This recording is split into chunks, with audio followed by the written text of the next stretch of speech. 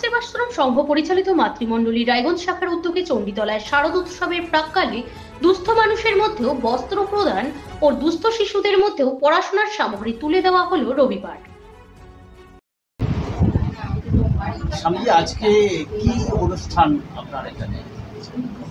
ভারত সেবাশ্রম সংঘ রায়গঞ্জ পরিচালিত মাতৃমণ্ডলী চণ্ডীতলাতে আমাদের এখানে যে বাড়িটি রয়েছে, এখানের অনুষ্ঠান হলো আজকে প্রতি বছরই পুজোর আগে দুস্থ মানুষদের কাপড় বিতরণ করা হয়।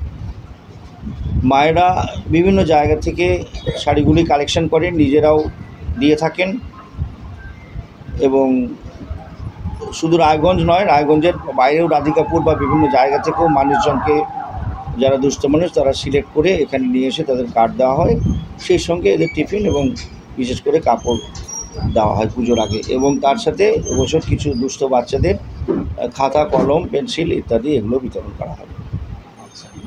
এটা শুধু এই প্রোগ্রামটি বাৎসরিক এটা হচ্ছে, এছাড়া সারা বছরই বিভিন্ন ধরনের ধর্মীয় অনুষ্ঠান হয়। গত করোনার সময়েও এনারা বিভিন্ন জায়গা থেকে কালেকশন করেছেন, নিজেরা দিয়েছেন, দিয়েও আমাদেরকে দিয়েছেন। আমরা গাড়িতে করে বিভিন্ন গ্রামে গ্রামে গিয়ে ডিস্ট্রিবিউট করেছি। 2017 সালের বন্যাতেও এরা বিভিন্নভাবে সহযোগিতা করেছেন, তার আগেও ত্রাণ দিয়েছেন। এটা এনাদের সারা বছরের কাজ, সংঘ প্রদর্শিত এই কাজে ওনারা সারা বছর ব্যস্ত থাকেন এবং বিভিন্ন মানুষকেও গরিব বিভিন্ন সময়েও তারা কম্বল দেওয়া বা কেউ তার চিকিৎসার জন্য, পড়াশোনার জন্য এই সাহায্যগুলো ওনারা করে থাকেন। শীতের সময় কম্বল দেওয়া হয়। শীতের সময় কম্বল দেওয়া হয়। এছাড়া সারা বছরই বিভিন্ন অনুষ্ঠানগুলো হয়ে থাকে। মাতৃমণ্ডলী কবে নাগাদ প্রতিষ্ঠা হয়েছে? এটা প্রায় 2000 সালে ভারত সেবাশ্রম সংঘ অনুমোদিত। তখন সেক্রেটারি স্বামীজি ছিলেন অশোকানন্দ স্বামীজি, উনি এটি প্রতিষ্ঠিত করে গিয়েছিলেন। পরবর্তীকালে হিরণবানন্দ স্বামীজিও তার অনুপ্রেরণাতেও এটি আরও দীর্ঘদিন চলেছে।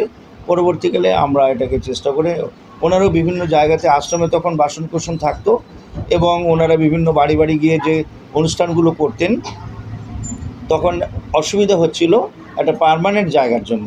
পরবর্তীকালে এখানের যিনি ছিলেন গৌরী চৌধুরী, উনি এই জায়গাটি দান করেন, বাড়িটি, এবং এটাকে অনেকটা রিনোভেট করে আমরা এখানে ঠাকুরের আসন প্রতিষ্ঠিত। মাতৃমণ্ডলীর সদস্য ছিলেন? হ্যাঁ, ছিলেন না, কিন্তু উনি ভারত সেবাশ্রম সংঘের সঙ্গে যুক্ত ছিলেন বিভিন্ন, এবং অত্যন্ত সাধিকা ছিলেন।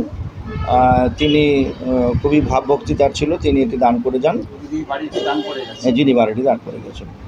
পরবর্তীকালে এটিকে অনেক একটু সংস্কার করে এই জায়গাতে মায়েরা একটা আশ্রমের মতোই হয়েছে। ব্যুরো রিপোর্ট, নিউজ বৃত্তান্ত।